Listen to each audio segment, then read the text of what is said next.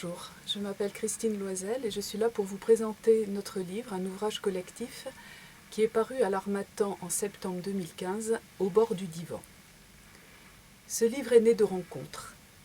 D'abord des rencontres de patients ou d'élèves, des personnes ayant été blessées par les fractures de la grande histoire ou de leur histoire. Des personnes qui restaient sans mots pour dire. Nous irons à la rencontre d'enfants, d'adolescents ou d'adultes en exil de la langue.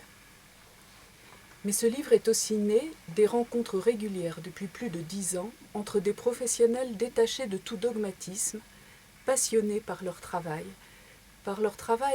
au bord de ces zones où le langage a fait naufrage. Des gens passionnés par la richesse des rencontres avec ces personnes et par l'inventivité qu'elles exigent. Un groupe de recherche s'est constitué, il y a plus de 10 ans, qui comprenait des psychanalystes et des psychologues, mais aussi des pédagogues, des artistes, des philosophes, des orthophonistes et des psychomotriciens. C'est à travers ces rencontres que l'écriture s'est imposée. Elle s'est imposée comme nécessaire, voire comme urgente. Ce livre, Au bord du divan, réunit les textes de 7 auteurs. Vous découvrirez 7 styles, 7 pratiques professionnelles différentes qui se répondent dans une grande cohérence.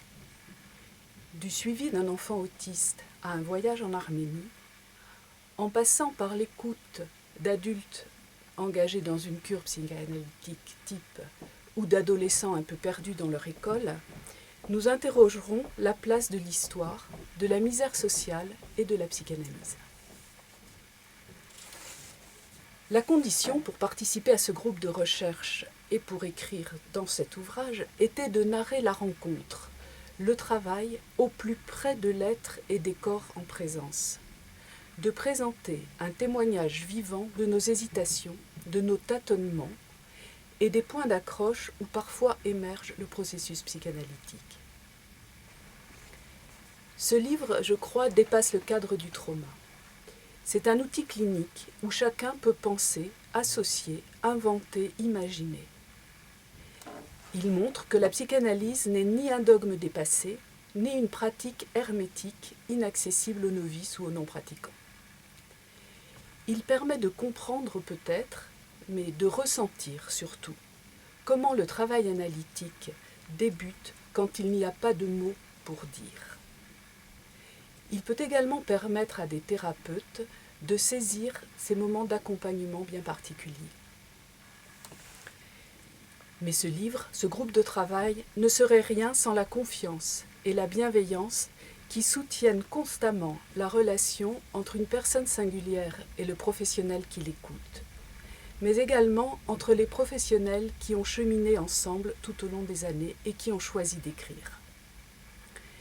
Cheminer ensemble pour des professionnels, à travers cette confiance, à travers cette bienveillance, c'est leur permettre d'aller plus loin pour interroger leur implication, leur écoute, mais aussi leur surdité. Comment se tenir ensemble, thérapeutes et patients, enseignants et élèves, au chevet du trauma, c'est-à-dire de cette zone à vif où les mots ont déserté. Voilà ce que vous propose la lecture de ce livre. Parce que ce livre, Au bord du divan, c'est un peu l'histoire de Sancho Panza qui accueille et accompagne la petite Gabrielle, celle qui figure sur la couverture. Sancho Panza qui veille et tente d'entendre cette part d'indicible que son regard trahit, plutôt que de rester charmé par un joli minois.